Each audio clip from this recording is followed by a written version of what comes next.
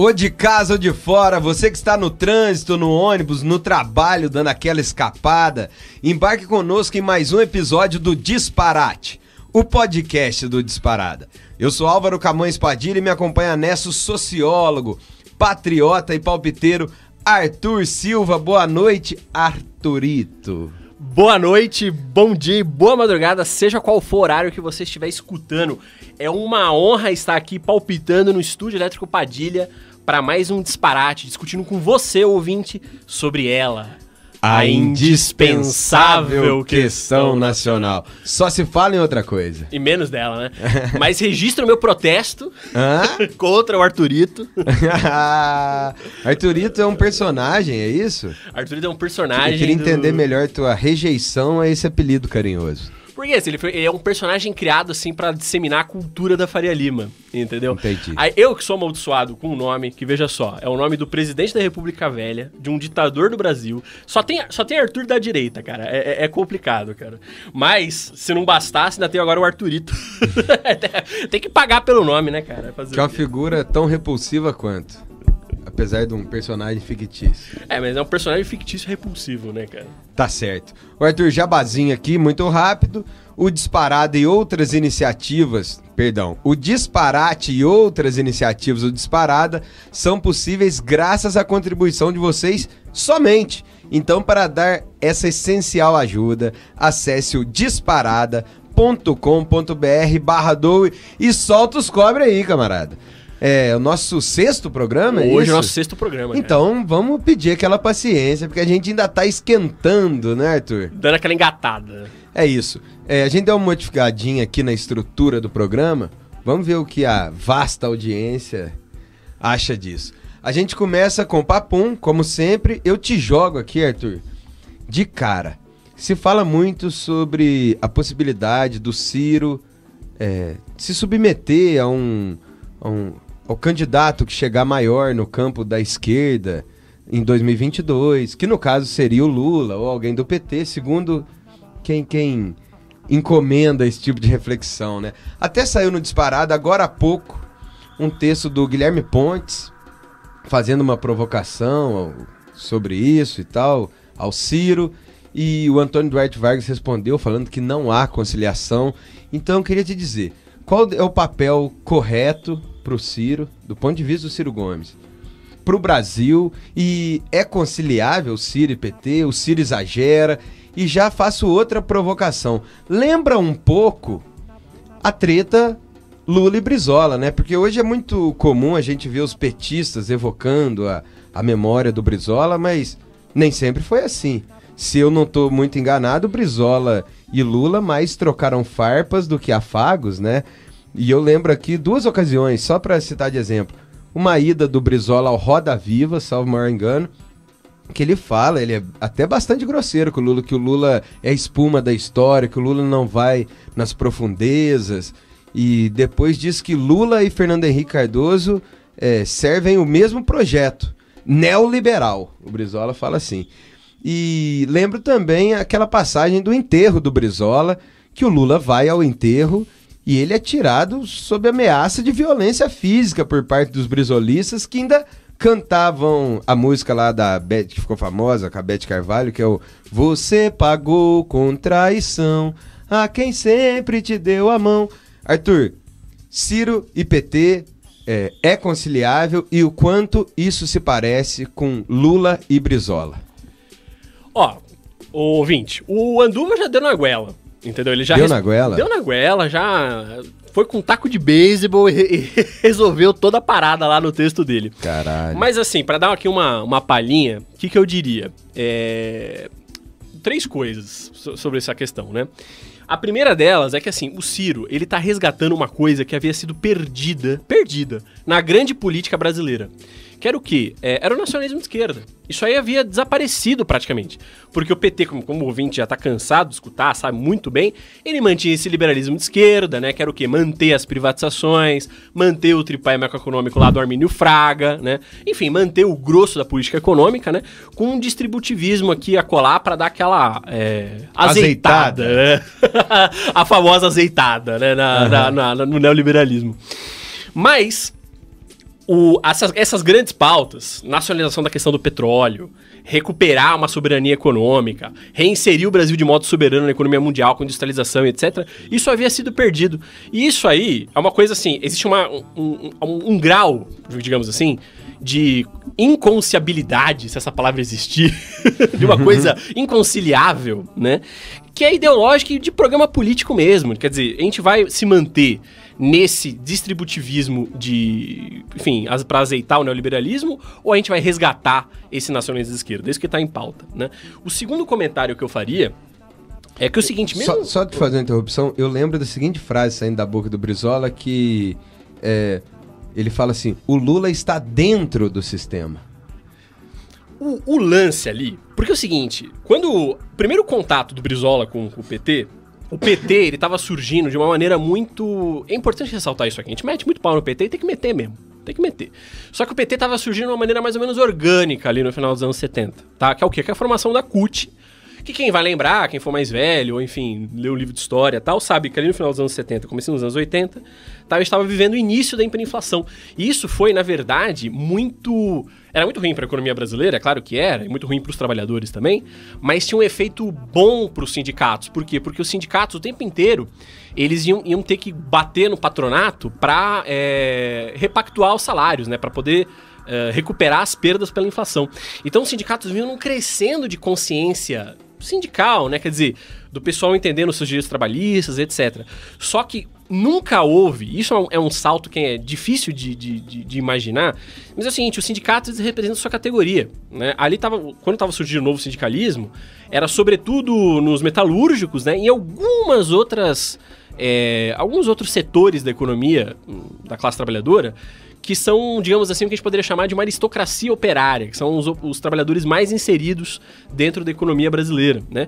Que é o quê? Quem está na grande indústria de São Paulo, quem está nos bancos, indústria química, etc. E o que acontece? Na hora que foi ter esse pulo dos sindicatos para a política nacional, o PT fez esse pulo junto com o uspianismo e rompeu de forma, digamos assim, violenta e abrupta com o legado do trabalhismo, que eles falavam que era fascista, que eles falavam que a CLT era o AI-5 dos trabalhadores, etc. O Brizola, quando ele entra em contato com o Lula, inicialmente ele fala, pô, cara, é exatamente aquilo que o trabalhismo sempre quis, que é produzir um quadro operário que pudesse fazer esse nacionalismo brasileiro, né? E, na verdade, não foi o que aconteceu. O Lula começou a reagir de modo bastante enfático e energético contra o retorno do PDT, contra o retorno do trabalhismo, né? Agora, o que é interessante de toda essa história foi que, assim, eu acho... Às vezes a gente erra na mão de dizer que o Golbery que fez o PT, mas foi meio que ele que fez mesmo. Porque ele facilitou, ele deu a brecha para o PT poder surgir.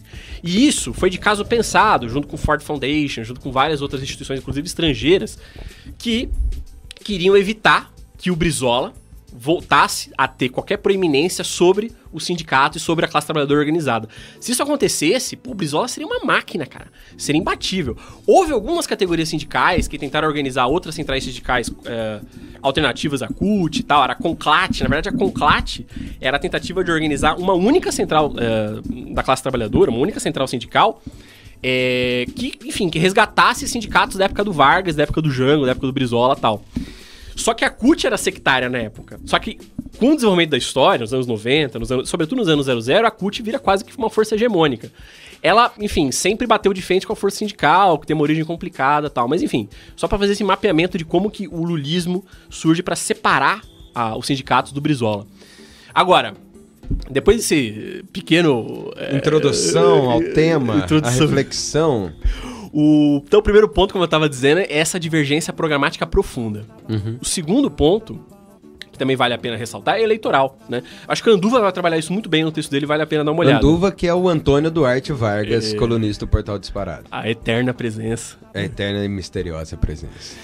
Mas então, o Anduva pegou bem, porque assim, eleitoralmente falando, manter a polarização PT-Bolsonaro é bom para os dois polos. Entendeu? O que o Ciro tá fazendo, o Ciro vai disputar uma parte do eleitorado da direita e o que mais importa, na minha opinião, que é o centro, né? Então ele tem que conseguir ocupar o centro. Eleitoralmente falando, apoiar o Lula agora é, digamos assim, um contrassenso, um suicídio. E tem uma terceira coisa. E seria reacionário da parte do Ciro? Definitivamente. Porque seria o quê se o Ciro apostasse nisso? Seria confortável para ele? Desculpa, deixa eu me fazer mais claro. Seria reacionário da parte do Ciro não fazer uma possível aliança com Lula? Seria essa a minha pergunta. Eu acho o contrário. Eu acho que seria reacionário se ele fizesse aliança com o Lula, sabe? Entendi. Porque se ele não fizesse, ele mantém essa briga, que é ruim pros dois lados. Isso é importante destacar, tá? Ninguém quer manter a briga com essa briga continuando. Essa briga, ela acontece por uma necessidade histórica mesmo. Primeiro, dessa incompatibilidade, essa palavra que eu queria. Essa incompatibilidade programática. Segundo, por essa questão histórica, que a gente já colocou, que é muito grande. E terceiro, pela questão eleitoral, né? E eu acrescentaria, então, eram 3 pontos, viraram 4. Eu acrescentaria um quarto ponto, que é o seguinte: como é que o PT faz as frentes dele? É na base da porrada, cara. Sim. O PT submete os partidos. Pô, houve eventos bizarros com o PCdoB, cara. O PCdoB precisa da eleição lá no Maranhão pra sobreviver enquanto partido. E o PT fazia o quê? O PT ameaçava tirar o apoio dele se não apoiasse ele. Mesma coisa com o PSB lá em Pernambuco. E a gente pode traçar dezenas e dezenas e dezenas desses casos. O PT foi super agressivo, mesmo com partidos do centro, com o MDB e tal. Então o PT, na hora de compor essa frente, é na base da porrada. E eu diria o seguinte: apesar disso parecer muito cru e muito sincero o que eu vou falar, eu acho que a frente da esquerda, ela surge nessa porrada. A gente vai submeter o PT. Essa que é a brincadeira, entendeu? Uhum. Vai obrigar o PT, pra sobreviver enquanto partido, a apoiar a gente. É isso que seria meu palpite. Perfeito. Arthur, só quero adiantar aqui, aliás, retomar, que quem quiser entrar no Disparado e ler esses 2 textos que eu citei, o primeiro texto se chama A Quem Serve o Antipetismo, que saiu no dia 20/4 de 2021. Saiu por volta das 9 da noite, 8h30 da noite. É um texto do Guilherme Rodrigues Tartarelli Pontes, que é um camarada muito gentil, muito querido, é meu amigo de longa data, estudou comigo lá na PUC Belo Horizonte há uns... Nossa, não contar tempo dá uma tristeza, mas acho que foi em 2010. Então tem 11 anos. E o texto, de certa forma, respondendo, porque ele até cita o artigo do Guilherme aqui, é o Neolulismo, a doença infantil do PSOL e a utopia da frente de esquerda, entre aspas. Esse texto do Antônio Duarte Vargas também saiu no dia 20/4 de 2021, poucos minutos depois, acho que 40 minutos depois, assim, o Anduva já tinha, outro amigo querido, respondido. Então, quem ficar interessado numa boa discussão sobre essa conciliação entre possível ou impossível entre Ciro e Partido dos Trabalhadores, Lula, Haddad e Companhia Limitada, entre lá no Dispa, porque está discutido em altíssimo nível, como sempre é no Dispa. Não, eu queria reforçar isso que você falou, Padilha. Os dois lados têm argumentos muito bons, vale a pena conferir essa polêmica, que é uma polêmica profunda mesmo, e que, assim, digamos, trabalha muitos elementos da política brasileira contemporânea e da história do Brasil. Agora eu queria acrescentar um ingrediente nessa discussão, que é um partido que a gente sempre esquece, que é o PSOL. Como é que o PSOL fica aí no meio dessa... O PSOL está completamente incorporado ao petismo, ao neolulismo, ou o PSOL ainda tem vida própria? Qual é a diferença do grosso do PSOL daqui, para o que o Freixo vem falando, que parece o oposto? Que sensação você tem disso, Arthur? Eu faria uma mini recapitulada nisso, porque é o seguinte... Primeira coisa, antes de mais nada, o PT e o PSOL, os dois partidos, são frentes de partidos, são como se fosse uma federação de pequenos partidos. Certo. Isso é importante dizer. O PT, ele é bem hegemonizado, vamos dizer assim, pelo que antigamente se chamava de campo majoritário, que hoje em dia se chama CNB, que é Construir um Novo Brasil o nome. Que é uma espécie de subpartido, vamos dizer assim, que hegemoniza o Diretório Nacional e com isso consegue hegemonizar todo o PT. E veja só, aquela brincadeira que eu falei de como a frente é montada na base da porrada, vale pra dentro do PT. Porque dentro do PT a CNB impõe sobre as demais correntes, né? Então, o PT, quer dizer, ele nasceu e cresceu e existiu assim. Agora, o PSOL é muito interessante acompanhar que, por exemplo, se você pegar uma figura como a Sâmia Bonfim, ela vem mantendo uma retórica mais antipetista do que o resto do PSOL. E é importante lembrar que é o seguinte, o que é o PSOL, cara? Ele nasce lá na época do Mensalão, com a Heloísa Helena, ele nasce como uma espécie de uma racha do PT, uma espécie não, era uma racha do PT, de algumas suas, daquela federação de partidos, algum desses subpartidos, que são correntes, o nome correto, né, algumas correntes, que separam e fundam o PSOL, que era pra quê? Pra manter acesa a chama daquilo que eu considero o pior PT, que é o PT... sectário. O PT nos 80, 90, que é o PT sectário. Que é o PT que o Brizola chamava de UDN de macacão? Exato, é o UDN de macacão. O PT continuou sendo o UDN de macacão, é importante colocar isso. Sim. Tá? Pô, a não ser quando não seja interessante pro próprio PT, né? Claro. Que aí o denismo acaba na hora. Aí é assim, ó, pra acabar. Mais ou menos, cara, porque você pega ali, ó, por exemplo, no impeachment, qual que é o nome daquele cara que a gente sempre xinga? O ministro da Justiça. Era o... Nossa, deu um branco agora. Não fugiu, a gente sempre xinga. É muito famoso. A gente xinga. Eu tô com a cara dele na cara, assim, tem cabelo grisalho. Sigamos.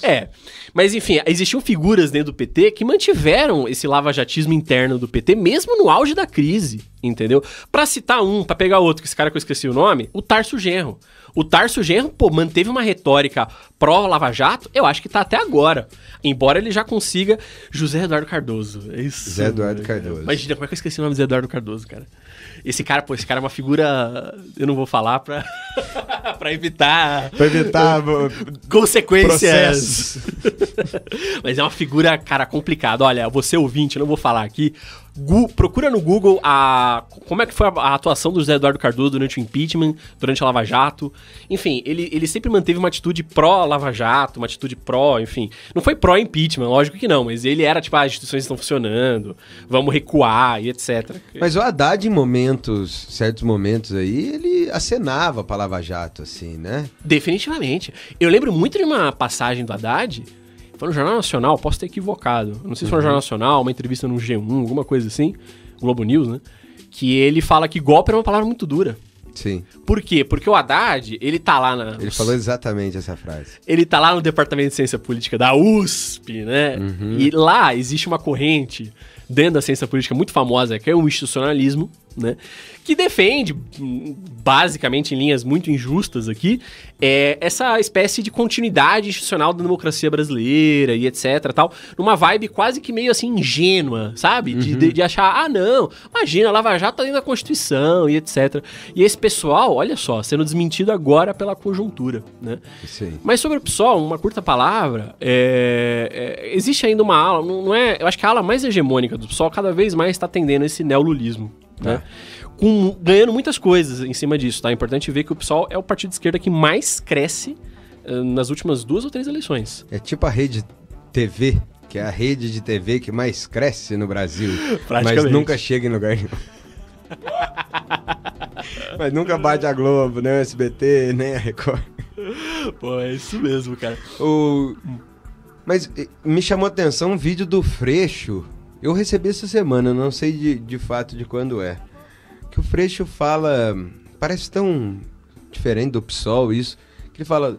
A gente não tem problema nenhum com direita aqui no Rio de Janeiro. O problema do Rio de Janeiro não é a direita. O problema do Rio de Janeiro é a milícia. O problema do Rio de Janeiro é o tráfico de drogas. É a economia falida. É a cidade falida.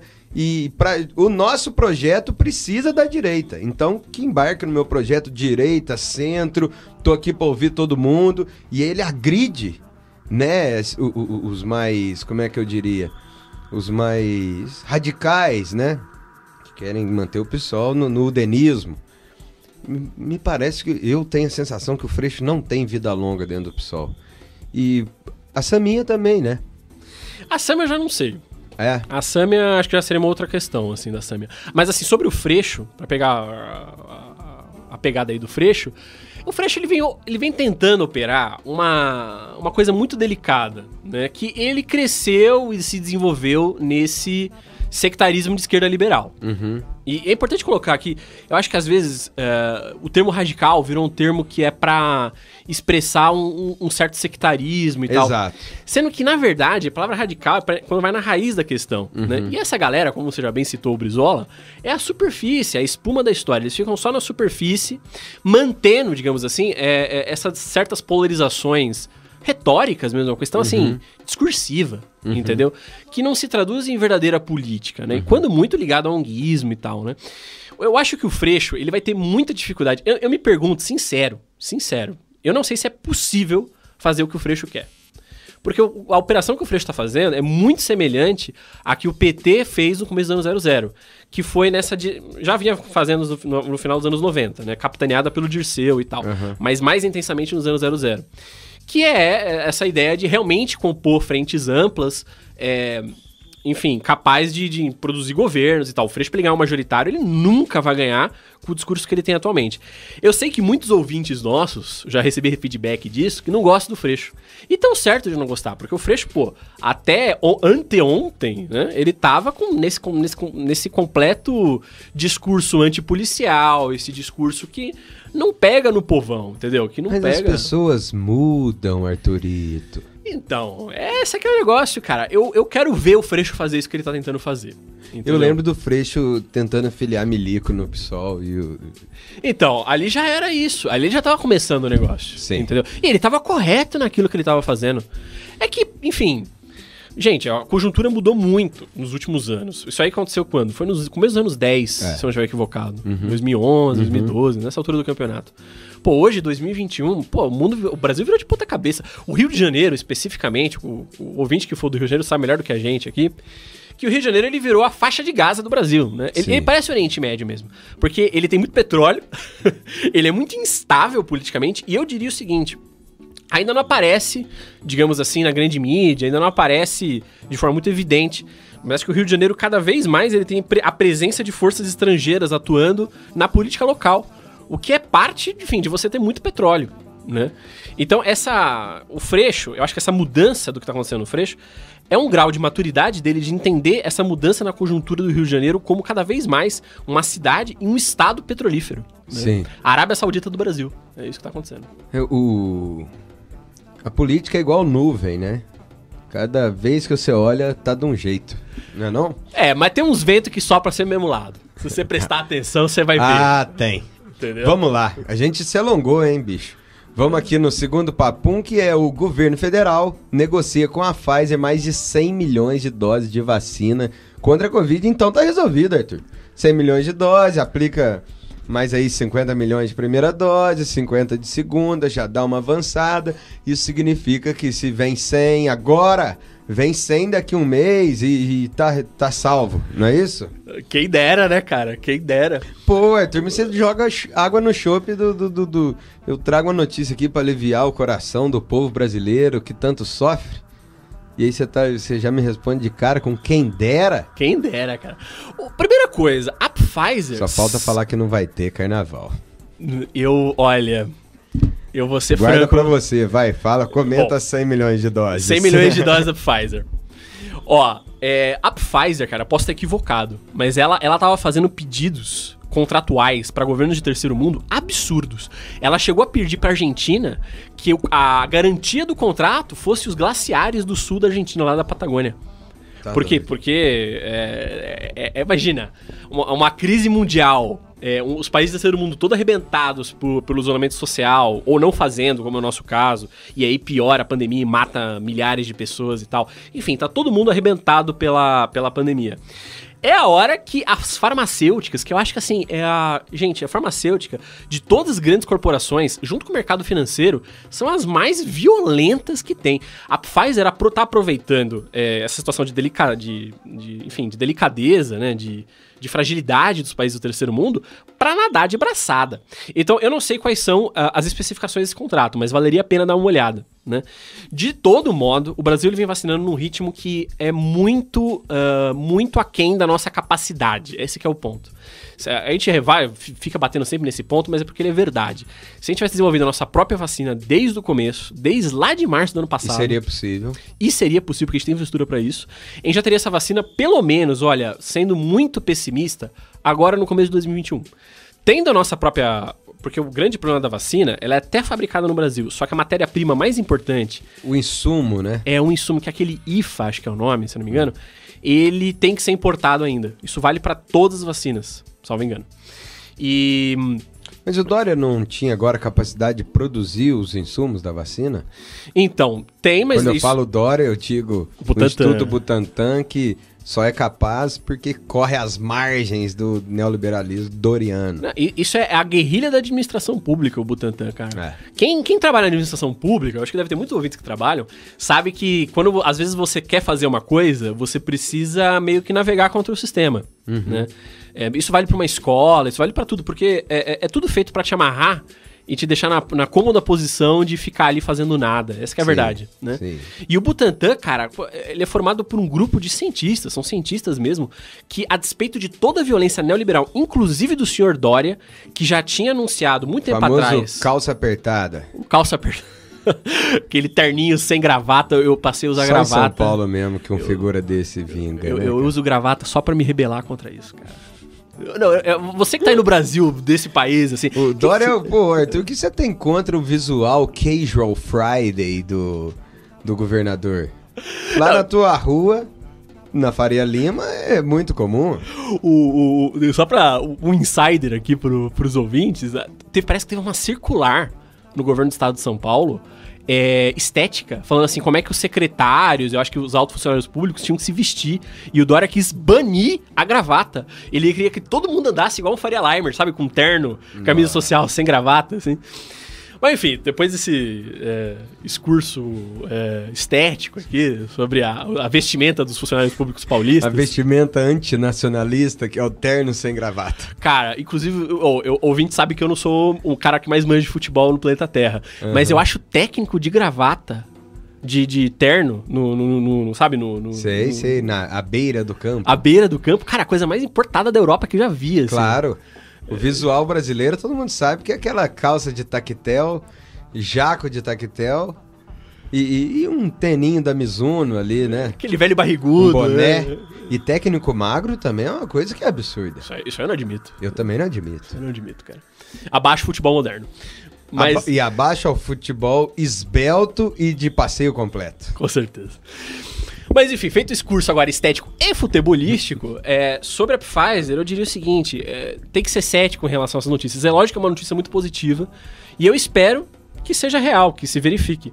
Mas os problemas logísticos envolvidos, e sobretudo o que vem sendo chamado de geopolítica da vacina, que é muito importante de se colocar, eu acho que isso vai atrapalhar, provavelmente vai atrapalhar essa negociação da Pfizer, porque é o seguinte, o que é a geopolítica da vacina? Os países que têm a capacidade de produzir insumo estão usando isso por razões geopolíticas, para, enfim, extensão do seu poder de Estado. Isso vale para a China, não adianta a gente ficar achando que a China é boazinha. A China usa a Coronavac, sim, como diplomacia ativa, né? A mesma coisa vale para todas as vacinas que estão sendo desenvolvidas no primeiro mundo, etc. A Pfizer vai entrar nesse bojo. Tá? E a gente tem que lembrar o seguinte, a queda do Trump e a mudança de governo do Biden é uma orientação, em algum sentido, sim, da política externa norte-americana. Só que ela ainda, os Estados Unidos, o imperialismo para os Estados Unidos é política de Estado, ele precisa disso para existir enquanto nação. Então o Biden agora tá fazendo essa cúpula do clima com o Bolsonaro, preocupado com a Amazônia, né? Só para inglês ver, né? Quem acredita nisso, sinceramente, meus pêsames, você é muito ingênuo, né? Eu acho que certamente nessa negociação a vacina vai estar na brincadeira. Arthur, você falou que num governo perfeito o ministro do Meio Ambiente seria o Bonovox.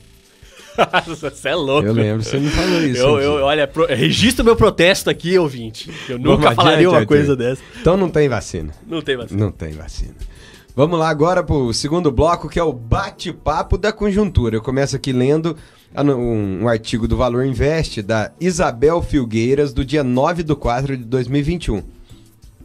É o seguinte, O projeto de lei do câmbio, que propõe várias mudanças em relação a transações cambiais, já passou na Câmara dos Deputados e está em apreciação no Senado.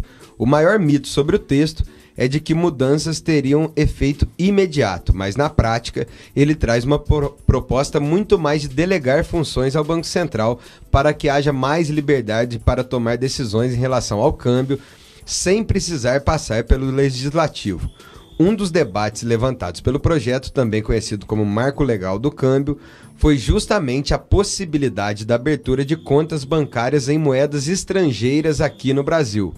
Assim que surgiu o projeto, havia um entendimento de que pessoas físicas teriam permissão para ter conta em dólar por aqui. Entretanto, para desapontamento dos mais entusiasmados, a lei não prevê que essas contas sejam liberadas, Arthur. Então, Padilha, só fazer um esclarecimento aqui pro ouvinte. Esse é um novo quadro experimental que a gente vai tentar aqui hoje no programa. Né? Que a ideia é que, assim, a gente vai pegar uma notícia que é bem relevante da conjuntura política e econômica atual, né, do Brasil e tal, e tentar dar uma destrinchada num bate-papo meio descontraído meu e do Padilha aqui. Dar uma desossada. Dar uma desossada. Entendi. E ver o que sai. Bom, sobre essa questão, primeiro é o seguinte, o Valor Invest... Então, eu não posso ir lá, pegar meus dólares, abrir uma conta e colocar aqui. Então, é isso que você tá querendo me dizer? Cara, se isso acontecesse, primeira coisa, o ouvinte certamente já viu aquelas imagens das filas do câmbio da Argentina. Uhum. Por quê? O que acontece? Isso é coisa de paiseco. Isso é coisa de paiseco, isso é coisa de República de Banana. Sim. Esse seria o termo. Esse controle sobre a moeda dos países do terceiro mundo é o sonho de todo país imperialista. Isso já acontece, daqui a pouco a gente fala um pouquinho mais a respeito disso. Mas tem graus, né? Bem ou mal, quer dizer, o real é uma moeda complicada, né? O real ele surge como uma moeda meio dolarizada. Só que a dolarização do real era a tal da âncora cambial, né? Era o quê? Era manter os juros lá na casa do chapéu, entendeu? Pra tentar manter o real muito valorizado. Quando o real aparece, o ouvinte que for mais velho vai lembrar. Eu acho que R$1 era 92 centavos de dólar. Sim. Então, se eu não estiver errado, significa assim, você pegasse... o real valia mais que o dólar. Imagina como foi lá quando começou isso, nos anos 90, mais anos 90, 94 e tal. A farra que foi em Miami, cara.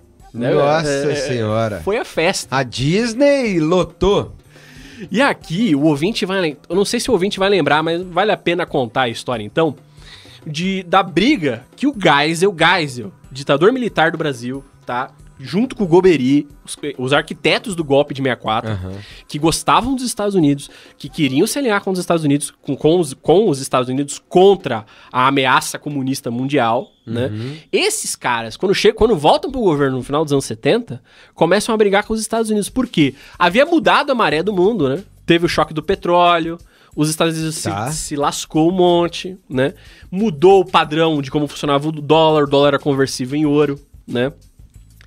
Já era o dólar já tinha a hegemonia do mundo, porque isso surgiu depois da Segunda Guerra Mundial, lá na conferência de Bretton Woods e tal.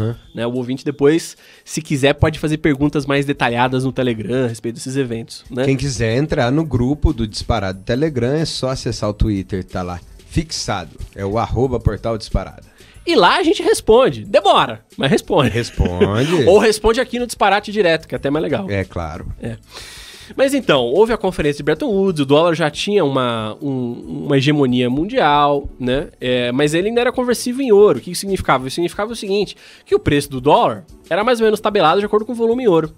Só que isso tem uma série de... Famoso lastro, é famoso isso? Lastro, exatamente, o lastro em ouro do dólar. E ali, isso já vinha acontecendo por conta da recuperação econômica da Europa e do Japão. Esses grandes países que haviam sido potências imperialistas no passado, antes da Segunda Guerra Mundial, agora começaram a acumular imensas reservas daquilo que ficou famoso como eurodólares, né? E esses eurodólares, eles tinham que ser reciclados, né? Por que eles se recuperaram, né? Eles aumentaram a sua capacidade industrial, os Estados Unidos tinham uma política, olha só como é que o mundo é invertido. Os Estados Unidos tinham uma política de fazer compras, principalmente do Japão, mas também da Europa. Para quê? Para ajudar a erguer aquelas economias por conta do fantasma do outro polo da Guerra Fria, da União Soviética, que campeava na Europa, campeava na Ásia, né? O Japão e a Europa eram as grandes barreiras, digamos assim, do avanço dos países socialistas no hemisfério norte, né? No hemisfério sul era outra estratégia, mas semelhante também, né? De todo modo, pô, isso significou o seguinte, que muito dólar ficou na mão dos europeus, né? A coisa se tornou insustentável e o choque do petróleo, às vezes, eu acho que a pandemia vai ter a mesma função retórica que o choque do petróleo teve nos anos 70. É muito parecido, a conjuntura contemporânea tem muitas similaridades com o dos anos 70. Né? Que é de conflito entre as grandes potências imperialistas. É o sistema mundial que emergiu ali depois da Segunda Guerra Mundial, começando a dar umas trupicada, né? Que é o que a gente tá vendo agora, né? Isso tem vários efeitos, a gente pode explorar muita coisa aqui, né? Mas o que eu queria falar a respeito dessa dolarização é que o seguinte, quando acaba o fim do padrão ouro, ali no governo do Nixon, o Nixon cai pouco depois disso, o dólar, então, ele atinge um patamar de hegemonia mundial nunca antes imaginável, né? E isso foi o que, enfim, que teve o choque dos juros do Paul Volcker e tal, isso atraiu os dólares do mundo inteiro para os Estados Unidos, começou a secar de liquidez o mundo, essa que é a palavra chique, né? O que isso quer dizer? Antigamente a dólar até não tinha mais o que fazer com o dólar. E de repente os dólares começaram a enxugar. E aí que vai vir a crise da dívida pública dos países do terceiro mundo, porque os juros subiram muito, os países do terceiro mundo tinham que captar esses empréstimos em situações cada vez piores, né? E a nossa moeda, o real, vai surgir ali, né? E o que acontece? O real, ele era uma moeda bastante dolarizada, mas bem ou mal, o principal do controle de muitas variáveis monetárias ainda estavam no Brasil. Ainda estavam no Brasil, vou usar esse termo, tá? Mas isso não foi verdade para todos os países, não, cara. Se você pegar os países da América Central e o Equador, acho que o Equador é o caso mais radical de todos, eles foram dolarizados, né? O Equador circula dólar. O Paraguai é dolarizado, Arthur? O Paraguai é dolarizado, mas nas sombras. Oficialmente ele tem a moeda dele, o Guarani, né? Mas acho que muitos ouvintes aqui já foram pro Paraguai, já foram comprar coisa lá, sabem que o que circula... O que circula no Paraguai é dólar, né? Se isso aqui acontecesse, né, como estava especulado, né, até então, conta de pessoa física em dólar, a gente viveria isso, que é o que a Argentina vive. Né? A Argentina ela tem a própria moeda, ela tem uma certa soberania monetária, mas a política monetária argentina fica muito atrelada ao dólar, mais atrelada do que o Brasil, porque eles não têm os mesmos instrumentos que a gente tem, não tem a mesma complexidade econômica que o Brasil tem, né? Se isso aqui virasse, seria catástrofe pro Brasil, né? E provavelmente vai virar. Agora, eu quero que o ouvinte eu quero chamar a atenção de uma coisa pro ouvinte aqui, né? Que é o seguinte, não é que o projeto de lei já pega e faz a dolarização. É pior, ele dá autonomia pro Banco Central fazer, né? Então agora, o que acontece? Aumentou os poderes desse... Quem controla o Banco Central? Os bancos. Porque olha só, combinado com o quê? Com a autonomia do Banco Central. O que é a autonomia do Banco Central? Tem muito texto disparado quem quiser pesquisar sobre isso. Mas para resumir a ópera, o Banco Central já é muito autônomo no Brasil. Tá? Ele é muito mais autônomo que o Fed nos Estados Unidos. Mas muito mais. E ele é muito mais autônomo que qualquer banco central de qualquer país que tente ter assim, a mínima soberania monetária. Entendeu? Isso já acontece. Mas bem ou mal, o governo ainda tem alguns instrumentos de controle sobre o Banco Central, ainda que muito fracos. Sobretudo no Copom, enfim, no Conselho Monetário Nacional e tal. Mas assim, é tangenciando a independência completa, sabe? E agora a autonomia do Banco Central vem e acaba completamente com isso, e entrega o Banco Central de bandeja para os bancos, né? E como a gente sabe, o ouvinte tá cansado de escutar isso, os bancos, quando eu falo banco, eu falo dela. O eixo envidraçado de patinete e terno sem gravata, que é a Faria Lima. Faria Lima, Faria Lima. A Faria Lima, ela é a verdadeira presença onipresente e onisciente do Brasil, cara. E o que acontece? Nessa hora que fizerem isso, cara, significa que os bancos eles vão poder regular essa questão cambial de acordo com as suas cada vez mais interesses alinhados com os interesses de Wall Street e da grande finança internacional, entendeu? Ainda não rolou uma coisa interessante no Brasil, porque o Brasil tem um paradoxo que é meio bizarro. Não sei se o ouvinte já parou pra pensar nisso. A gente defende muito a indústria nacional aqui no Disparate. É o que a gente faz, né? Viemos no mundo pra isso. E olha só que interessante, né? Um dos setores mais nacionais da economia brasileira é o setor bancário, cara. Isso é meio surreal, isso é um problema que tem um aspecto teórico, mas tem um aspecto político também que a gente também tem que enfrentar, né? Porque já teve um período na história brasileira, ali no final do regime militar, no final não, no auge do regime militar, no final dos anos 60, começo dos anos 70, né? Que o grande desafio era justamente formar esse sistema bancário. O Brasil não tinha um sistema bancário sólido para uma economia complexa como a brasileira, né? Agora é interessante ver como que quais são as soluções que, por exemplo, a China adotou para isso e o Brasil adotou. É lógico que tem diferenças políticas e históricas colossais entre Brasil e China, né? Mas a China conseguiu atrair capital estrangeiro, mantendo em grande medida o controle sobre o seu sistema bancário, né? O Brasil, pasme, ele tem um certo controle sobre o sistema bancário, sobretudo sobre a entrada de bancos estrangeiros. E como o Brasil formou, ali na época da hiperinflação, uma elite financeira muito sólida, ela também, de certo modo, teve interesses alinhados em manter fechado o sistema bancário. Isso é muito interessante. Quem não vai lembrar como foi difícil para o Santander entrar aqui no Brasil? Eu acho isso excelente. Claro. Foi difícil para ele entrar.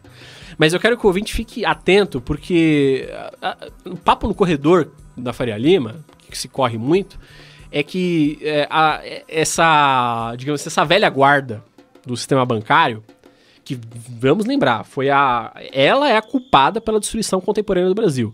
Foi essa galera que apoiou Armínio Fraga, foi essa galera que apoiou o Pedro Malan, foi essa galera que apoiou o tripé macroeconômico. É importante ressaltar isso. Só que essa velha guarda ainda quis manter uma certa, como é que eu diria? Um certo nacionalismo bancário, vamos usar esse termo, de manter a propriedade nacional sobre os bancos, né? E isso é uma das coisas que pode estar ameaçada com um tipo de projeto como esse, né? E por quê? Essa velha guarda que fez isso já tá começando a chegar na idade de aposentadoria, ou tá morrendo mesmo. Setúbal morreu, né? Foi o Setúbal ou foi o Safra? Agora eu não vou lembrar.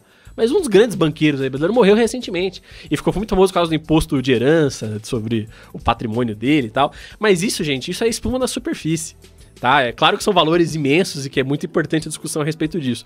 Mas isso é espuma de superfície, porque o que está em jogo mesmo é se o Brasil ainda vai ter algum sistema bancário nacional ou se a gente vai entregar de vez para Wall Street, né?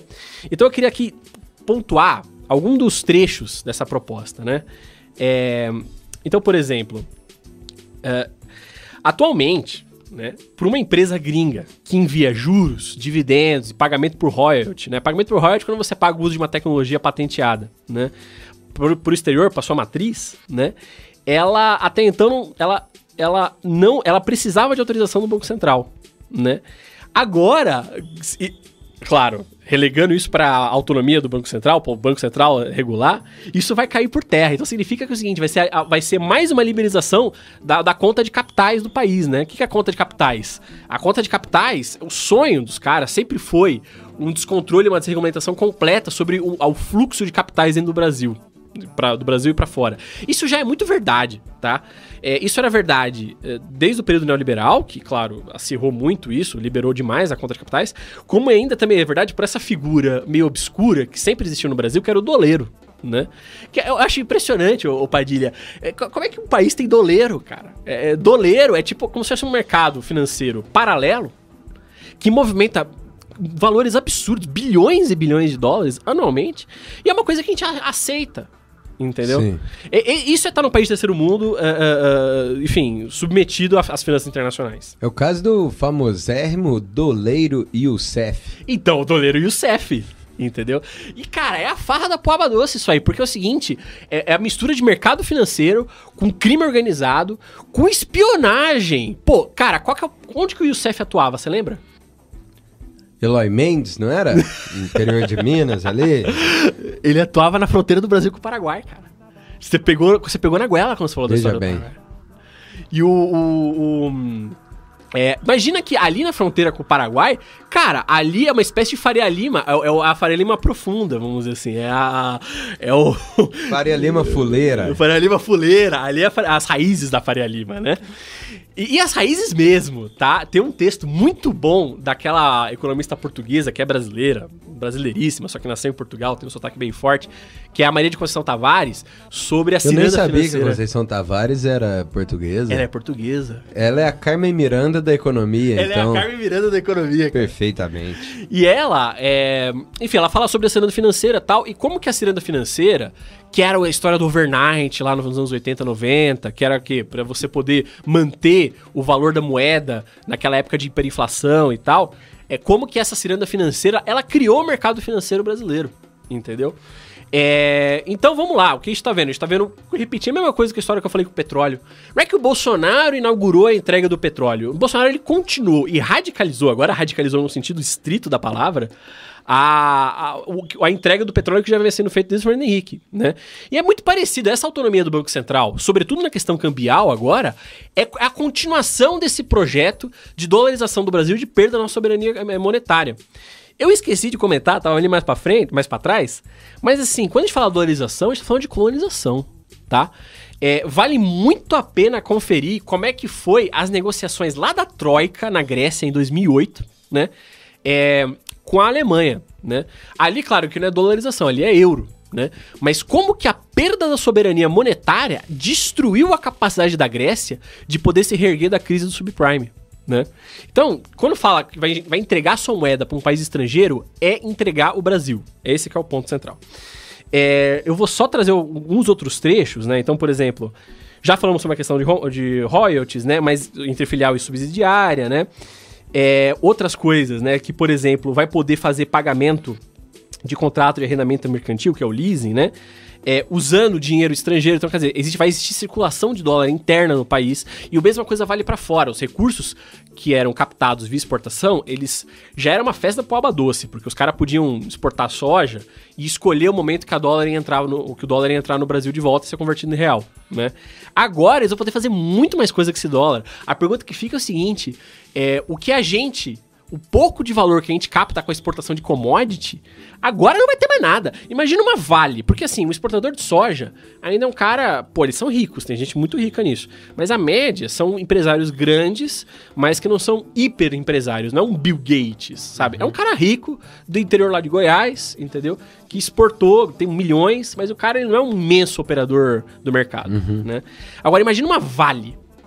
A Vale vai poder agora optar quando que ela vai botar o dólar do minério de ferro no Brasil.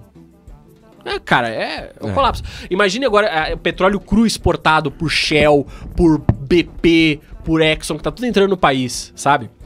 Enfim, eu vou só acabar aqui, ó, com uma referência bibliográfica. Olha só como o disparate tá ficando chique agora, cara. Diga. Franklin Serrano publicou em 2002 um artigo que eu não anotei o título aqui, mas se você jogar no Google Franklin Serrano 2002, você acha. Franklin Serrano é um senhor economista, né? E ele basicamente vai argumentar que o seguinte: existia uma polêmica ali na época dessa crise, da época do choque do petróleo e tal, que vai levar ao fim do padrão ouro, que era a polêmica que os europeus estavam muito incomodados com isso. De Gaulle foi uma figura essencial nesse conflito interimperialista entre países imperialistas, né, contra esse aumento ainda maior do papel do dólar na economia mundial, né? E a polêmica que era levantada era o seguinte: que os Estados Unidos iam ter poderes excepcionais. Por exemplo, ele não precisava mais se preocupar com déficit na balança de pagamentos.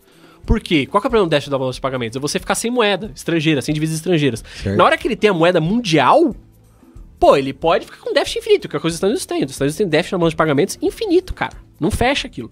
Só fecha por quê? Pra ser sincero. Porque ele consegue captar os dólares de fora, né? Porque ele tem uma puta economia punjante financeira, atrair esses dólares pros caras virarem rentistas nos seus países, né? Recolhendo renda dessa moeda aplicada ali nos Estados Unidos. Mas, enfim, em termos de exportação e importação, os Estados Unidos é um país importador. Ele é um parasita mundial, né? Mas isso, Franklin Serrano vai argumentar, é só a superfície. Porque é o seguinte, na medida em que os Estados Unidos têm a moeda mundial, e a hegemonia do dólar é isso, ele é efetivamente o banco central do mundo. Então, quando os Estados Unidos determinam a taxa de juros, quando você tem inflação nos Estados Unidos, isso impacta todo o mundo. Então, nos Estados Unidos, as variáveis macroeconômicas dele não são dos Estados Unidos, são do planeta Terra. E isso é um poder absurdo, que eu acho que, cara, nem Inglaterra, no auge do seu imperialismo, teve. Porque a Inglaterra, no auge do seu imperialismo, era padrão ouro, né? Uhum. Então, quer dizer, bem ou mal, as flutuações de câmbio, juros, etc., ainda aconteciam à revelia do controle britânico sobre a moeda, né? Agora, os Estados Unidos vai nada de braçada. E a pergunta que fica é o seguinte: o ouvinte, tenho certeza, nosso ouvinte é muito qualificado, ele lê notícias, ele é inteirado sobre a conjuntura internacional, sabe muito bem que a gente está vivendo uma conjuntura mundial de acirramento do conflito geopolítico, né? E a pergunta que se faz é a seguinte: por quanto tempo ainda vamos ficar submetidos à hegemonia do dólar, Padilha? Só para informar, o nome do artigo é Do Ouro Imóvel ao Dólar Flexível, Franklin Serrano. Então, quem tiver interessado, pesquisa aí, camarada. Vamos aqui pro terceiro bloco do Disparate, que são as notícias. E a gente começa com... Deu lá no Poder 360, sem assinatura, no dia 20 de abril. Silveira e Zambelli acionam justiça e PGR contra Renan como relator de CPI. Os deputados Daniel Silveira, do PTB do Rio, e Carla Zambelli, do PSL de São Paulo, pediram para a Justiça impedir que o senador Renan Calheiros, do MDB de Alagoas, seja relator da CPI da Covid no Senado. Os pedidos foram enviados na segunda-feira à PGR e à segunda Vara Federal de Brasília. Os deputados argumentam que o senador deve ser considerado suspeito e impedido de assumir a relatoria. Eu gosto aqui de comprar polêmica, né, Padilha? Eu sou renanzista. Eu assumo que eu sou renanzista. Muito cirista não gosta, porque o Renan ele tem uma briga com o Ciro famosa, né? Mas eu sou renanzista e o Renan aqui, cara, ele tá agindo como defensor dos governadores. Como eu sei que o nosso ouvinte é muito qualificado, ele tá muito inteirado sobre a conjuntura brasileira, ele sabe que o Bolsonaro tentou, digamos assim, dividir o fardo da CPI com os governadores. Ele esparramou a competência da CPI pros governadores também, para poder afetar eles e colocar eles do balaio, né? E daí o Renan, o cara é um gênio político, ele conseguiu ler a conjuntura e está defendendo os governadores, a política regional, né? Isso é importante pontuar, a despeito de uma coisa, eu sempre concordo muito com o Ciro em muita coisa, né, o Padilha? Mas aqui eu vou discordar de uma coisa, acho que o Ciro tá equivocado em hostilizar o Renan, porque o Renan, ele é, digamos assim, a corporificação do centro político em sua, como é que eu diria, expressão regional, né? A despeito do Renan ser um lulista, mas ele é um lulista de ocasião, tá? E a ocasião faz o ladrão, como diz o ditado. Exatamente. Agora, o episódio... Sem querer insinuar nada, tá? Só joguei aí o ditado. Um ditado. Mas eu acho que de todos os episódios, tem coisas que foram cômicas nessa CPI da Covid e mostram muito de como, cara, o Bolsonaro... Aqui eu vou repetir um comentário da Anduva. O Bolsonaro é muito profissional, cara, porque ele cai reagindo sempre. Ele nunca é pego de calça riada. Ele sabe reagir no momento de modo bastante agressivo. E eu acho que teve um episódio que foi tragicômico, cara, que foi o episódio do Cajuru. Certamente o ouvinte tá inteirado disso. Ali houve um vazamento, mas muito intencional. E o Cajuru, ele é uma figura política cada vez mais aleatória. Né, o Cajuru, ele... Cara, é imprevisível o que o Cajuru vai fazer, né? E parece que ele gravou a conversa com autorização do Bolsonaro e então vazou, né? E foi uma loucura, porque parecia uma coisa contra o Bolsonaro, né? Mas o efeito foi mais ou menos positivo, né? Porque, enfim, o Cajuru saiu inteiramente queimado, porque os dois lados da balança bateram no Cajuru, enquanto que o Bolsonaro conseguiu virar aquela figura que ele sempre quer ser, do defensor do brasileiro comum contra os governadores terríveis que fazem isolamento social. E eu volto a reiterar isso, que eu reitero toda santa vez, e reitero toda santa vez, que só o isolamento social combate a pandemia e que o Bolsonaro só faz isso para agradar a Faria Lima, porque ele não quer passar o auxílio emergencial, que é a única coisa que garante o isolamento social. Bom, feito esse comentário, é interessante ver que, por exemplo, como que você tem a mudança de certos elementos da conjuntura muito importantes, né? E como que as coisas se alinham a despeito de serem opositores. Aqui eu falo do seguinte, existe aqui uma inusitada aliança entre Renan Calheiros e a Lava Jato, né? Porque houve uma decisão do Barroso, que é um lavajatista estrito, né? Em manter a CPI. Isso é muito importante ressaltar. Então, às vezes, o que eu quero chamar a atenção aqui? Às vezes a gente acha que a conjuntura é super estática e mecânica e as coisas já estão escritas nas estrelas, mas na verdade a conjuntura ela evolui num ritmo frenético.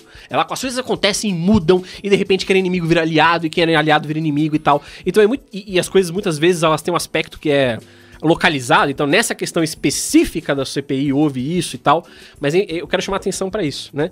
E o última pincelada, última palpitada em cima disso é que também estenderam a CPI para cobrir a queda do Mandetta e do Taixe, né, dos dois ministros da saúde. Então acho que vai dar muito pano pra manga aí do Padilha. O Arthur, não consta, a gente vai pro segundo aqui, não consta no meu roteiro de quem é esse artigo aqui e tal, você ele é da redação do Estadão mesmo.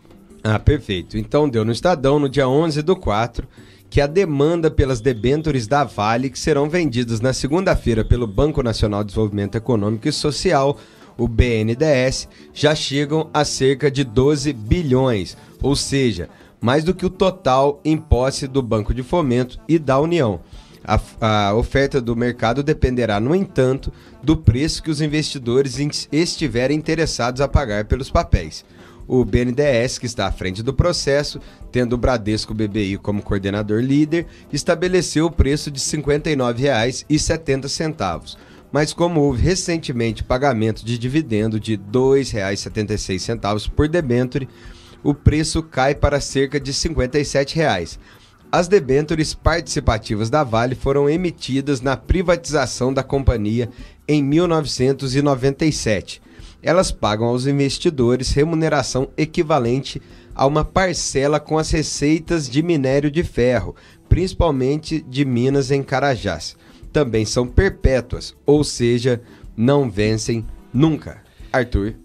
Eu acho que uma coisa que tem que ficar muito clara pra todo mundo é que a privatização da Vale foi um dos maiores crimes que já foi cometido contra o Brasil. Crime lesa pátria. É crime lesa pátria.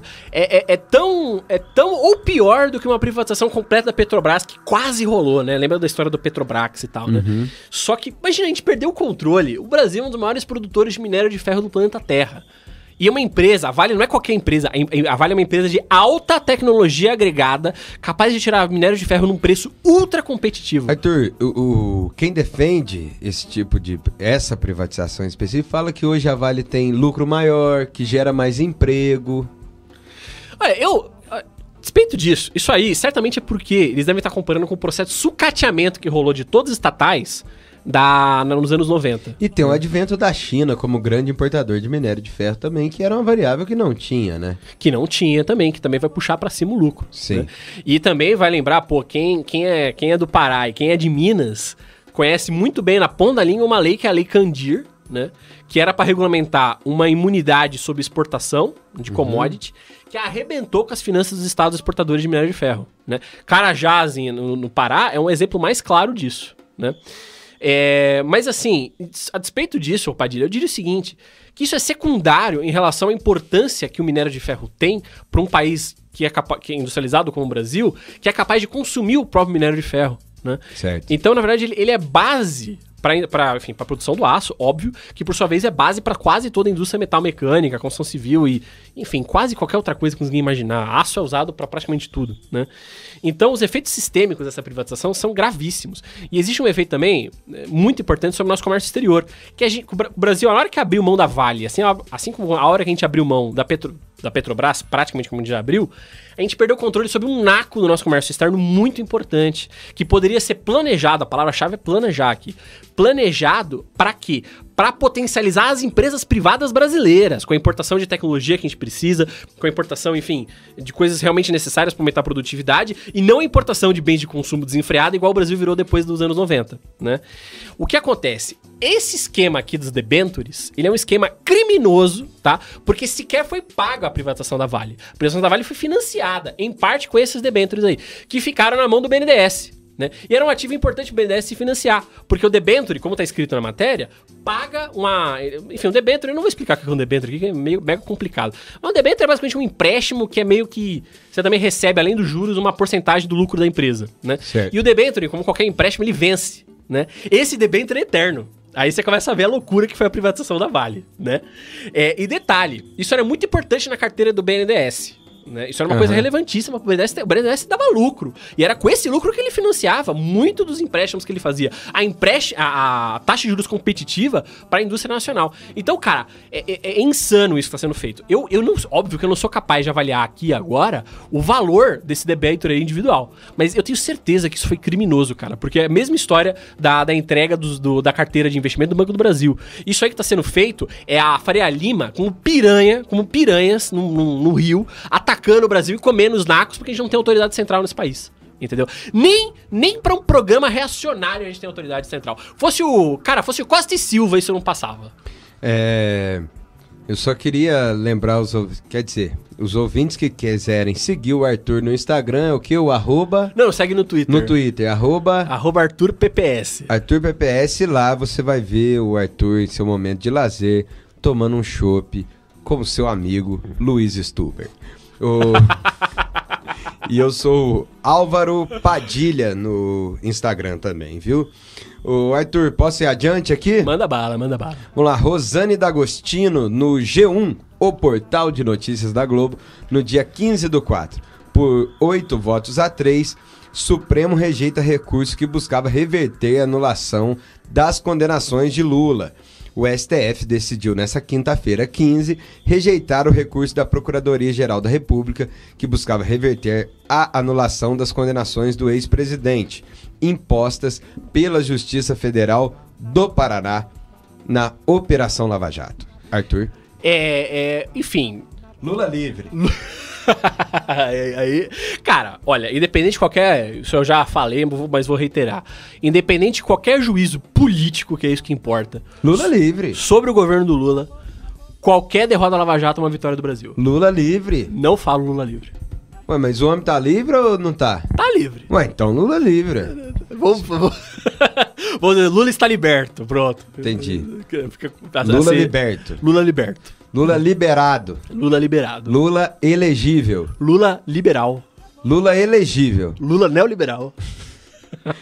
Caramba, Arthur. Lula elegível? Lula neoelegível. Neoelegível. Neoelegível. O que significa isso? Não tenho ideia. Tá. Mas eu tô te perguntando agora. Tá. Lula elegível, correto? Por enquanto, sim. Nesse exato instante, se eu não estiver equivocado, sim, ele tá elegível. Lula elegível significa Lula no páreo numa disputa presidencial em 2022? Eis o mistério.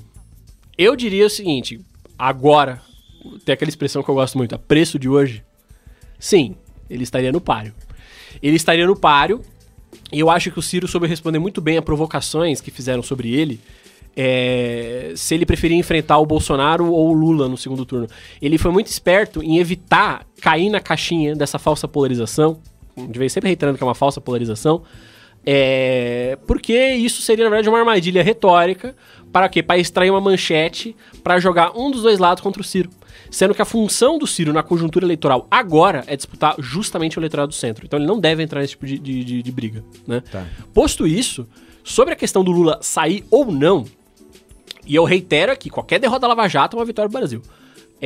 Eu diria o seguinte, acho que tem muitas variáveis para serem colocadas ainda em pauta, porque o Lula não vai queimar seu capital político numa eleição que ele sabidamente saiba que vai perder.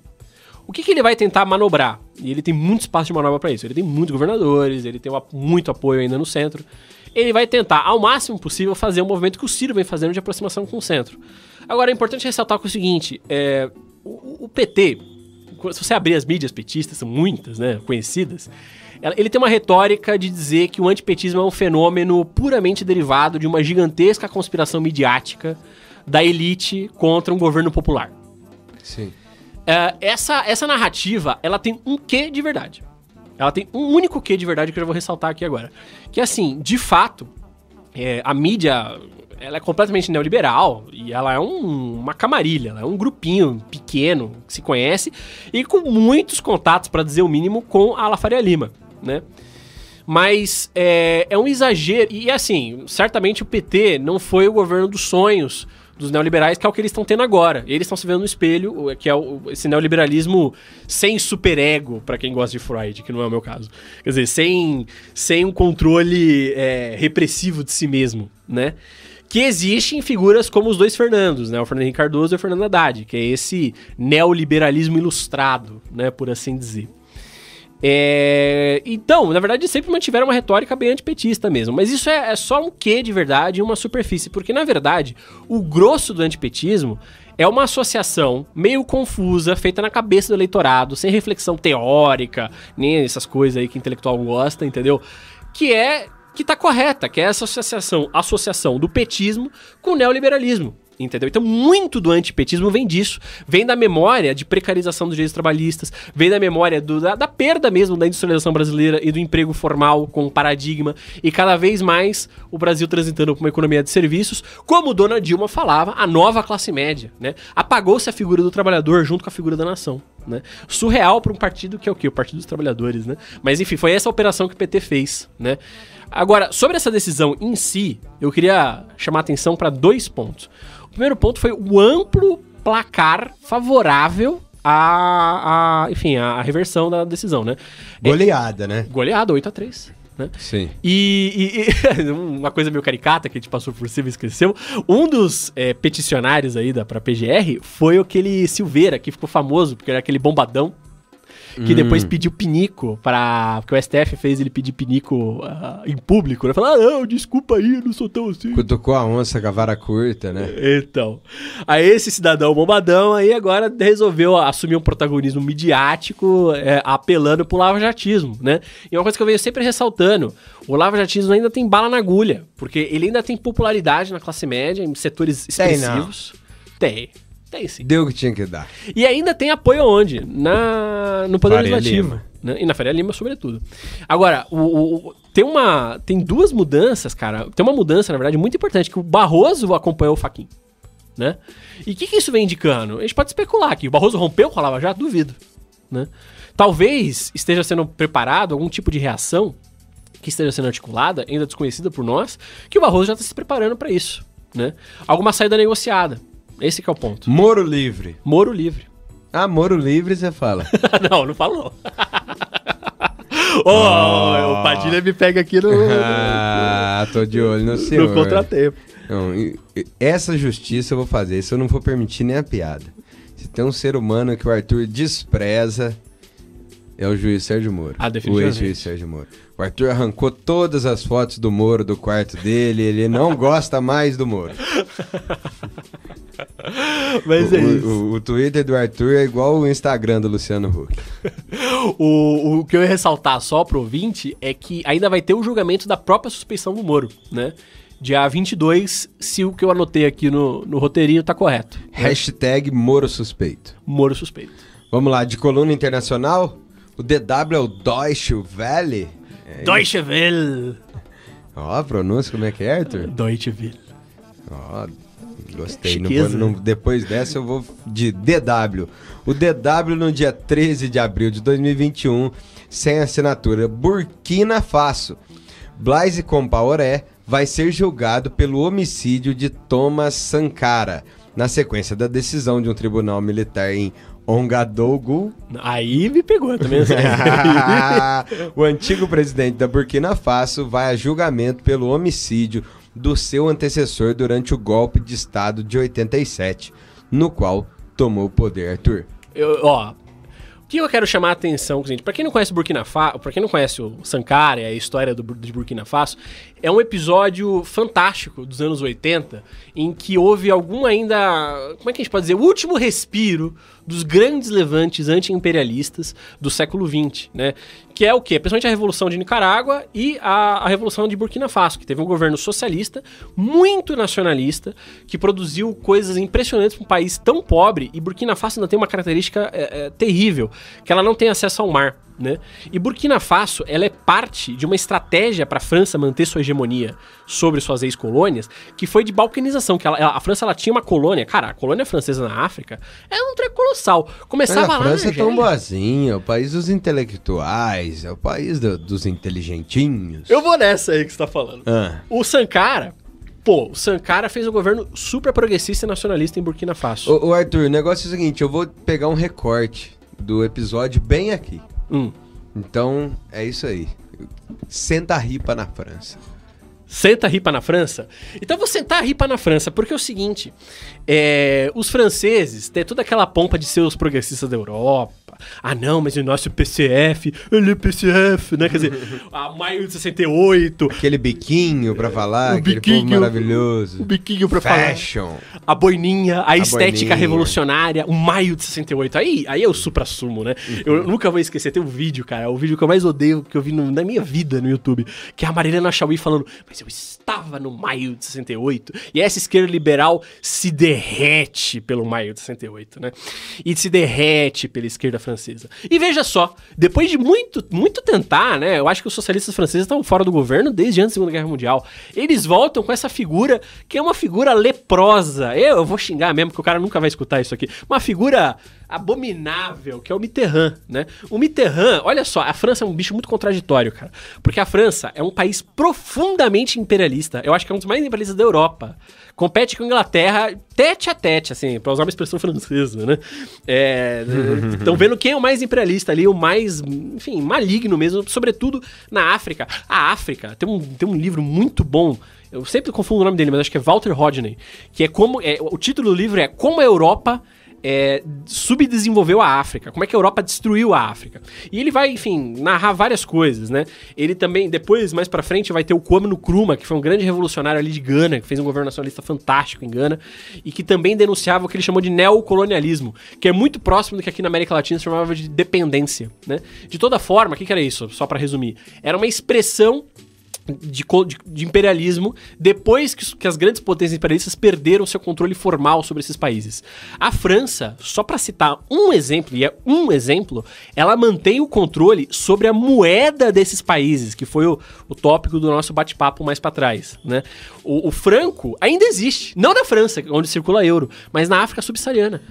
Até meados do século XX, a França ainda mantinha 20 colônias na África. Então, é uma coisa colossal.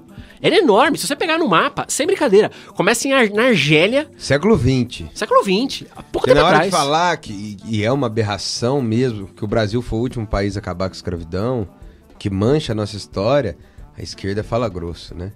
Mas para lembrar que a queridinha França tinha 20 colônias na África, em pleno século XX, a galera se esquece. Até hoje, a França existe.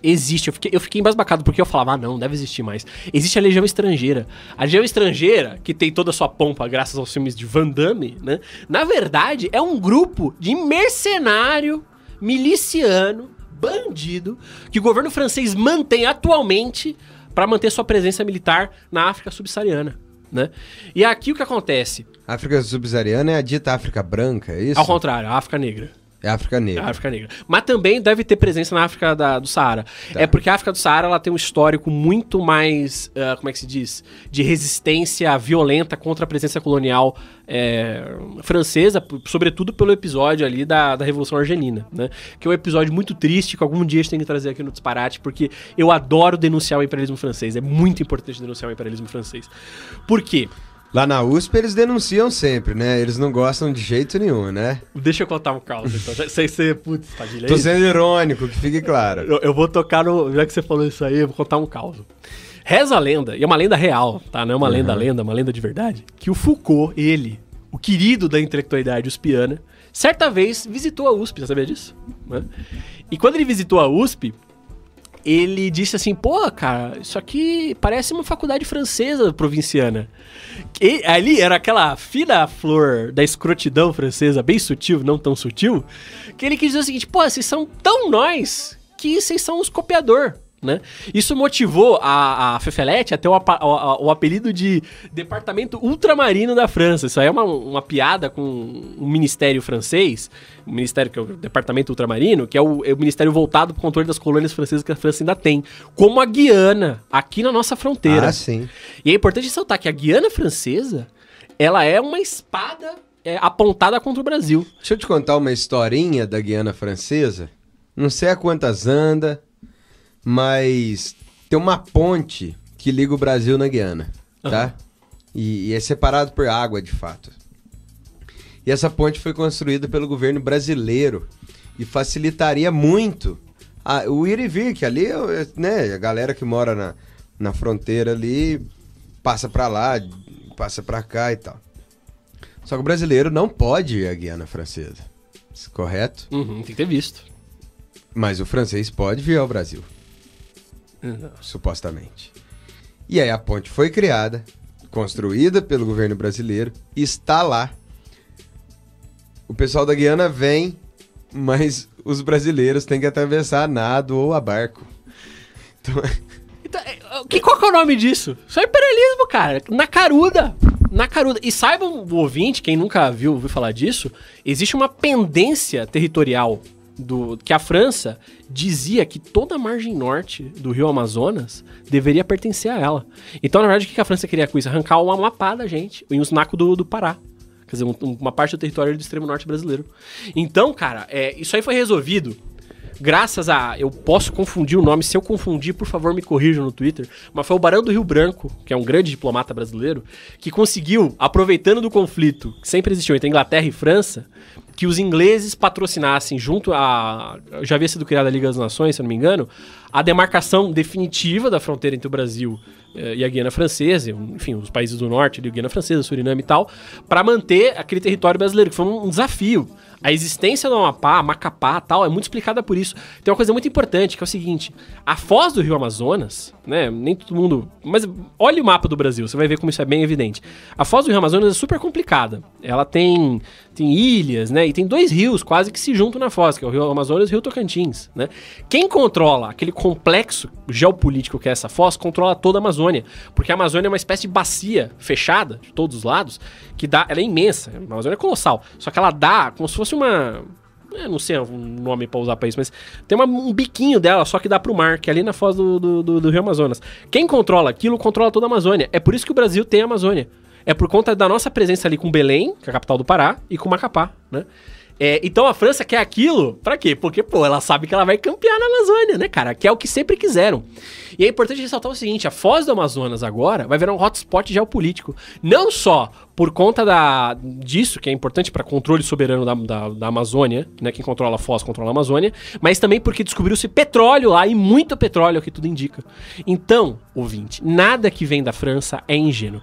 Fiz todo esse discurso aqui para lembrar que é o seguinte, certa vez o Mitterrand foi visitar, isso aqui é um comentário, é um autor africano que eu achei, se não me engano chama Counter Current, a página, né? E o comentário é de um cara chamado Yannis Iqbal, né? E quando o Mitterrand foi visitar a Burkina Faso, ainda sob o governo do Sankara, ele foi visitar, assim, supostamente, como aquela solidariedade mundial entre as esquerdas e não sei o quê, né? Só que o Sankara, por ser sua ex-potência colonial, e que ainda é sua potência colonial de fato, neocolonial, para usar o termo do Nkrumah, ele peitou o Mitterrand. Ele falou, cara, o que vocês fazem aqui é guerra híbrida, ali na Palestina, a Nicarágua, e não sei o que, não sei o que, não sei o que. E o Mitterrand falou assim, ai, você é demais pra mim. Um ano depois, o Sankara estava assassinado. Numa morte jamais esclarecida, num golpe de Estado que teve forte patrocínio do imperialismo francês e também do estadunidense. É importante colocar isso. Então... Muitas vezes, né, tem um outro episódio, aproveitar o Mitterrand, eu adoro xingar o Mitterrand junto com o Moro e com o Lula são meus sacos de pancada favorito. O Mitterrand, quando teve a guerra das Malvinas, olha, a despeito de qualquer avaliação do regime militar argentino, as Malvinas são da Argentina. A presença britânica ali na ilha é uma arma apontada na cabeça da Argentina imperialista. Porque a qualquer momento que a Argentina quisesse erguer o controle ali sobre o Atlântico Sul na mão do complexo naval britânico, é uma arma perfeita contra a Argentina. Então os argentinos sempre tiveram razão, inclusive histórica, em reclamar as Malvinas como território seu. Enfim, ali, naquele final de regime militar argentino, que era um regime que era vassalo dos Estados Unidos, perdeu seu apoio para os Estados Unidos, como o regime militar brasileiro também havia perdido, invadiu as Malvinas para reclamar a ilha que são sua, né? O que acontece? Os caças argentinos, a Argentina começou a guerra ganhando, é importante ressaltar isso. Eles ocuparam as Malvinas, veio a força naval britânica, né? E os caças argentinos foram capazes de evitar que a esquadra britânica se aproximasse das Ilhas Malvinas. A Argentina poderia ter ganhado a guerra. O presidente francês, que era o Mitterrand, para agradar a Thatcher, deu o código dos mísseis que os caças argentinos usavam, que eram mísseis franceses, os famosos Exocet, para os britânicos. E com isso os britânicos desativaram os mísseis. Fidel, por outro lado, não teve dúvida em apoiar o governo militar argentino, que ele nunca esteve próximo ideológico e politicamente, porque sabia que o que estava em jogo ali era anti-imperialismo contra imperialismo. Então, muitas vezes, a galera vem aqui e fica babando ovo, o socialismo francês, o Maio de 68, o Mitterrand, mas, o que esse cara fez na França, o nome... Na França não, desculpa, na África subsaariana, em Burkina Faso, e com o Thomas Sankara, se chama imperialismo direto e reto. E eu só queria deixar aqui uma última coisa sobre a pessoa do Sankara. O Sankara, ele é, por assim dizer, o último dos Che Guevaras. Quer dizer, ele é o último dos grandes revolucionários românticos que conseguiram fazer revoluções em situações de muita penúria e dificuldade e produzir governos fantásticos. Burkina Faso era um país arrasado, ela não tinha contato ao mar. De repente, ele passou a ter um complexo de saúde super, elaborado e eficiente. para as limitações de Burkina Faso. E esse cara que foi assassinado, entendeu? Por quê? Porque tinham medo do crescimento de uma África subsaariana unificada, porque o Sankara era um expoente do panafricanismo, né? Ou seja, da unificação da África, contra o imperialismo europeu, né? Então é isso, Padilha. Perfeito, Arthur, você me promete que vai rápido nessa aqui agora? Eu prometo. Revista Ópera, no dia 17 de abril, meu aniversário, o Yair Sibel e o Sebastian Furlong. Uma tradução do Pedro Marim. Perfeito? Peru, um docente a cavalo contra 30 anos de neoliberalismo. No país da incerteza política, o resultado final não decepcionou. A eleição no Peru trouxe um final de filme. Um professor a cavalo contra 30 anos de neoliberalismo. Ou Keiko nas urnas, volume 3. Com 95% das atas apuradas, o dirigente sindical de esquerda Pedro Castilho se colocou no primeiro turno das eleições gerais do Peru com 19,09% dos votos. Castilho conseguiu quase 800 mil votos a mais que sua futura concorrente, a Keiko Fujimori, que enfrenta sua terceira candidatura consecutiva depois das derrotas de 2011 e 2016. Então, ouvinte, eu prometi aqui que eu vou ser bem objetivo, então eu vou ser bem objetivo. O Ollanta Humala, que é o ex-presidente do Peru, ele não é qualquer pessoa. Ele é o cara, ele era um militar, ele deu um golpe de estado que derrubou o Alberto Fujimori. Se eu não estiver equivocado, ele é o pai da Keiko Fujimori. E o Fujimorismo só pôde ter o tamanho que ele teve, e aí eu vou dar minha opinião polêmica sobre isso, eu estou aberto às críticas e refutações, de que uma parte relevante da esquerda peruana tomou uma decisão muito equivocada, que foi a decisão de pegar em armas numa situação em que não tinha como prosperar, que foi o Sendero Luminoso. Foi uma guerrilha de recorte maoísta no interior do Peru, que, enfim, tentou fazer uma revolução armada direta. Só que, a despeito ao contrário do radicalismo retórico do PSOL, ele ter ido às vias de fato, literalmente, na prática, isso significou a força do Fujimorismo, porque o Fujimori, que era uma figura execrável, conseguiu, digamos assim, arrematar toda a política peruana a seu favor, né, por conta dessa resistência contra a guerrilha, né. O Ollanta e o Fujimori eram um governo neoliberal terrível, que, enfim, destruiu o Peru, destruiu tudo que restava do Peru. O Peru que vinha de uma tradição nacionalista muito impressionante, que foi o governo do Velasco. E antes do Velasco teve a longa hegemonia do APRA, né, que era um partido nacionalista de esquerda no Peru e tal, com muitos problemas e não sei o quê. Eu não vou entrar em detalhes. Mas o Ollanta, o que acontece? Lembra que eu falei pouco tempo atrás de que o Lula era a grande promessa e de que ele traiu as expectativas que o trabalhismo tinha de fazer um líder operário que chegasse pelo voto, etc, né? O Ollanta é muito parecido, porque o Ollanta, ele é herdeiro do Velasco e era a grande promessa de que esse nacionalismo peruano pudesse chegar ao poder pelas urnas, pelo voto, né? E não pelo golpe, como foi com o Velasco, né? Só que, quando ele chega, ele toca um governo dentro daquela gigantesca onda rosa, que foi a onda de governos progressistas, peronomucho, do início 000 e 2010, né? Aqui na América do Sul, né, sobretudo. Assim como outros governos da onda rosa, ele fez um governo de caráter distributivista e meio neoliberal, entendeu? Então, ele traiu a expectativa que se depositava que o nacionalismo peruano iria voltar ao poder pela via eleitoral. Eu acho um pouco injusto fazer uma avaliação tão simplista do Ollanta, porque eu acho que o Ollanta ainda teve mais nacionalismo que muitos outros governos da onda rosa, mas enfim, ele pode deixar isso para um outro momento. O que importa a Lava Jato vai chegar recentemente na história peruana, né? Por quê? Porque o Brasil, de modo correto, e aqui eu vou defender o governo Lula, pasme, tá?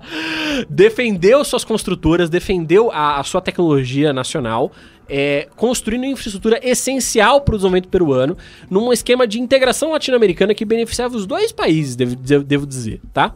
E a Lava Jato, via Odebrecht, pôde atacar a política peruana. E isso é mais um dos indícios que mostram como a Lava Jato tem uma articulação imperialista clara, né? Muito nítida. Mais nítido do que isso, só se escrevessem, né? Ninguém vai escrever, então é muito claro, né? E a implosão que a Lava Jato patrocinou no Peru acabou com a política peruana e permitiu o ressurgimento dessa figura execrável que é o Fujimorismo na figura de sua filha, que é a Keiko Fujimori, que é assim, a farsa da tragédia que foi o Alberto Fujimori, né? Eu queria falar um pouco sobre esse candidato que ficou em primeiro lugar no primeiro turno e que tem altas chances de levar ao segundo turno. Primeira coisa, e a matéria do pessoal do Ópera deixa muito claro, estilhaçou-se o Congresso peruano. O Legislativo peruano agora, coisa de duplicou o número de partidos. E ficou muito difícil fazer qualquer composição de governo. Então, mesmo que o Castilho ganhe a eleição, ele vai ter muita dificuldade de governar, né? A segunda coisa é que o Castilho, ele tem um projeto muito sólido, que eu acho muito correto, de rever a Constituição do Fujimori, a Constituição de 93 no Peru, que é uma Constituição mega neoliberal. E coisa que o Ollanta não fez. Então isso aqui é um dos graves erros do Ollanta, né? E o Ollanta está pagando por seus erros agora, né? Essa implosão da Lava Jato acabou com o sistema político peruano. E o Castilho foi uma grata surpresa nesse momento, né? E o Castilho é uma figura que a esquerda, talvez, brasileira não rejeite ele no primeiro momento, né? Que a despeito dele dizer, ele vai dizer, eu sou mariateguista, né? Quer dizer, ele segue a tradição de um importante marxista peruano que foi Mariátegui. Eu sou maoísta, se não me engano ele falou isso, né? Falou coisas assim. Ele vai adotar posturas em tópicos que a esquerda não está disposta a negociar, e, enfim, é complicado mesmo. Posturas reacionárias em questão de aborto, em questão LGBT e etc. Que são posturas que, digamos assim, dialogam com o Peru profundo, né, com o Peru das montanhas, um Peru índio, um Peru camponês, um Peru muito rural, né? E que essas pautas cosmopolitas fazem grande rejeição a ele. E o Peru é o caso, eu falo do Brasil profundo quanto do Brasil do litoral, mas o Peru é muito mais radical nisso, porque o Peru tem uma diferença geográfica.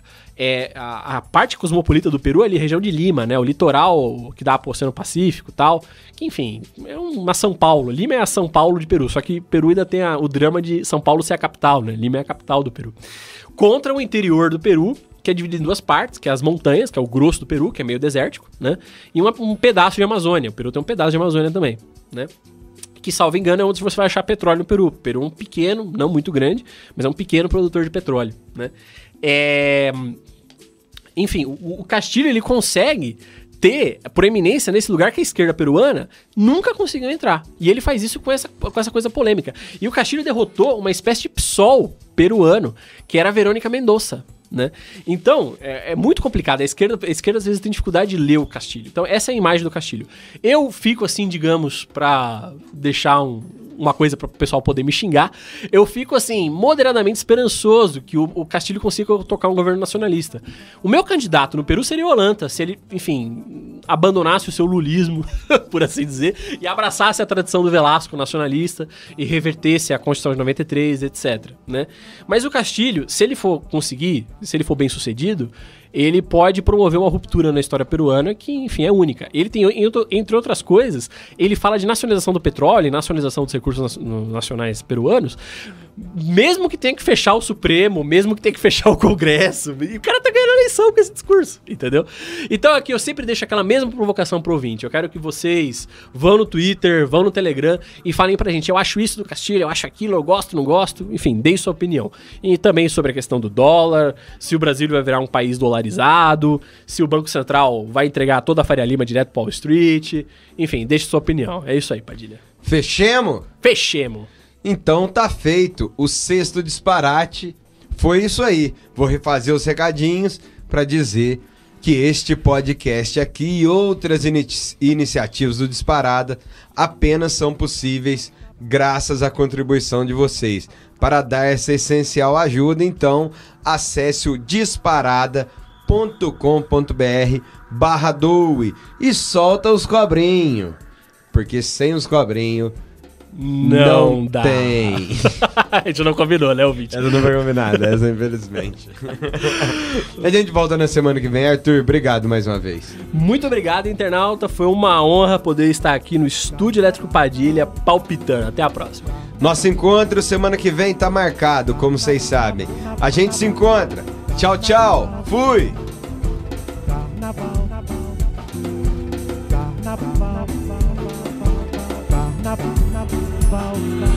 Eu vou.